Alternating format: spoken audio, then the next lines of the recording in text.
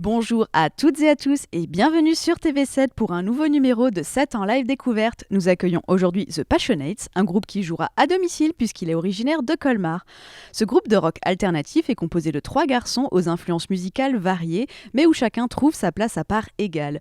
Le trio compose ses morceaux ensemble, ce qui forme un univers entre post-punk, grunge et reggae. The Passionates a enregistré son premier EP 4 titres en septembre 2016 et cherche désormais à partager au maximum sa musique sur scène. C'est sur la scène du Grillen que nous les rejoignons à présent.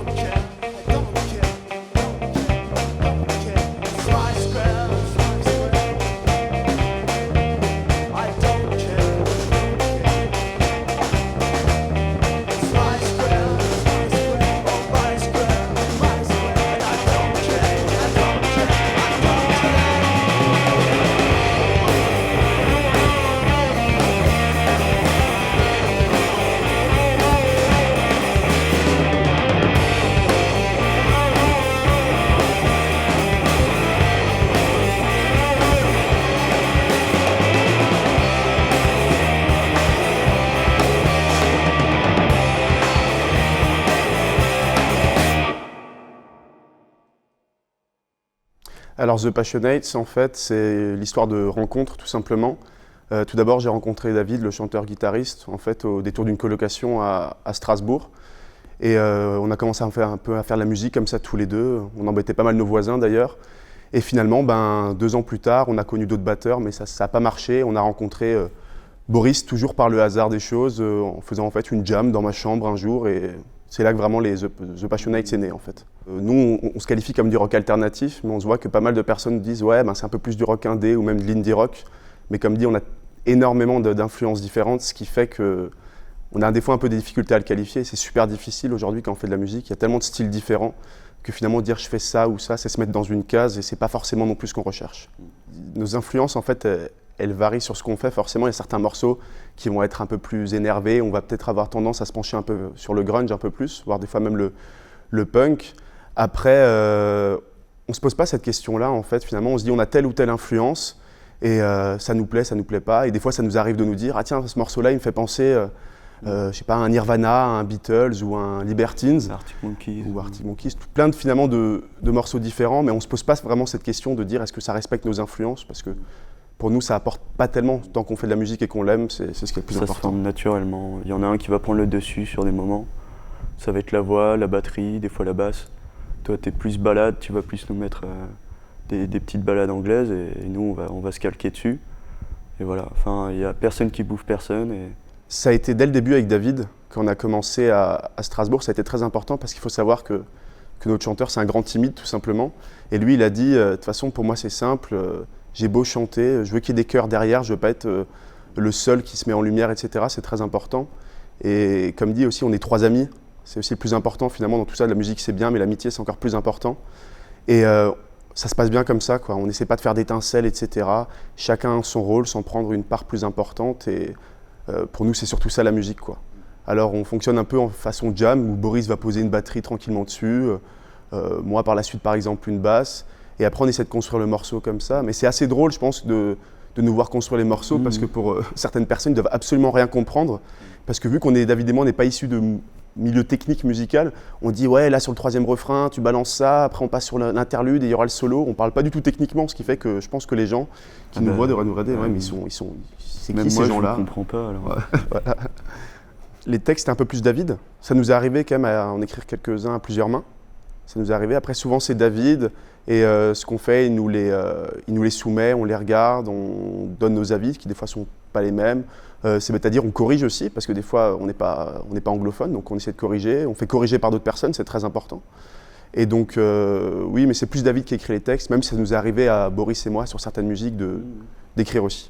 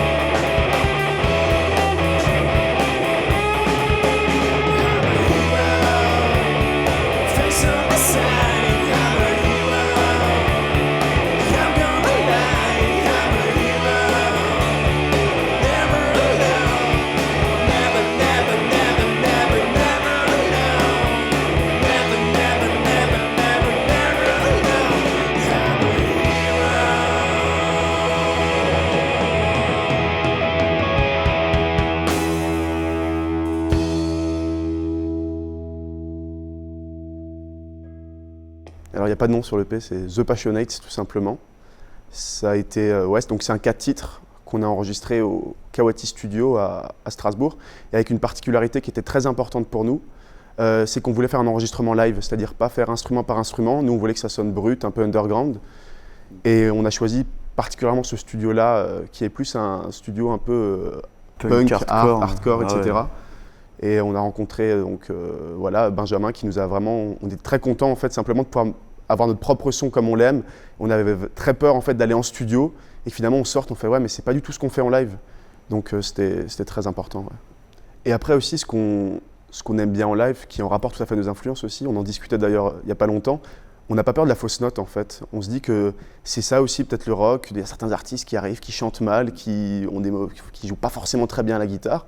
Et finalement c'est ce côté-là qu'on aime bien, et le fait de faire du live, on se disait tiens, il peut y avoir des petits pépins de temps en temps, mais finalement est-ce que c'est pas carrément ce qu'on recherche? Et je pense qu'on a une autre réponse par rapport à ça en fait. Ça nous a donné confiance en fait, tout simplement d'être dans des petits bars où on est serré, finalement on a chaud, on n'en peut plus avec plein de gens devant, être juste devant, le pied de micro qui se casse la gueule toutes les 3 minutes, etc. On est serré, à la fin on n'en peut plus. Et finalement, je pense que c'est peut-être aussi ça qu'on aime le plus. Après, on n'a pas eu aussi encore l'occasion de faire des plus grandes scènes, donc voilà. Mais être proche des gens, ouais, c'est le genre de live qui nous ont vraiment marqué, je pense, parce qu'après on peut échanger avec eux, et la musique c'est aussi ça, c'est de l'échange. Et pour nous, c'était très important là-dessus aussi. Nos projets là, à l'avenir, c'est un peu délicat, parce que finalement, on a pas mal de choses qui arrivent en ce moment. On s'y attendait pas forcément avec la sortie de l'EP. Nous, on faisait de la musique comme ça, on s'est dit, allez, faut faire un CD. Et le fait qu'on soit ici aujourd'hui, on s'y attendait pas non plus, tout simplement. Et là, l'objectif principal, je pense, c'est faire un maximum de scènes. Donc, on démarche tout seul. Faut savoir qu'on a des amis qui nous aident, mais on n'appartient pas à une association particulière, ou qui est réputée en tout cas. On fait tout seul, et un maximum de scènes. Et après, je pense, pourquoi pas essayer de retourner en studio, ça sera bien aussi. Notre objectif, il y a 1 an, quand on avait enregistré, c'était le Grillen. Et là, on l'a. Et moi, j'espère avoir la laiterie un jour. Au moins en première partie. Et après, je sais pas. Je vais pas plus loin. Je préfère rester là. C'est peut-être ça notre force en fait, c'est qu'on cherche pas à se faire des plans sur la comète. L'important c'est le moment présent. Si on a des choses qui arrivent, c'est génial, on est super content, etc. On reste quand même ambitieux, mais à notre mesure. On sait qu'aujourd'hui c'est très difficile de pouvoir rêver de faire que de la musique, voire même impossible, surtout en France. Donc du coup, on fait étape par étape. Et après, effectivement, si un jour on nous dit vous allez jouer à Reading ou quelque chose comme ça, là ouais, ça serait le rêve absolu, mais chaque chose en son temps.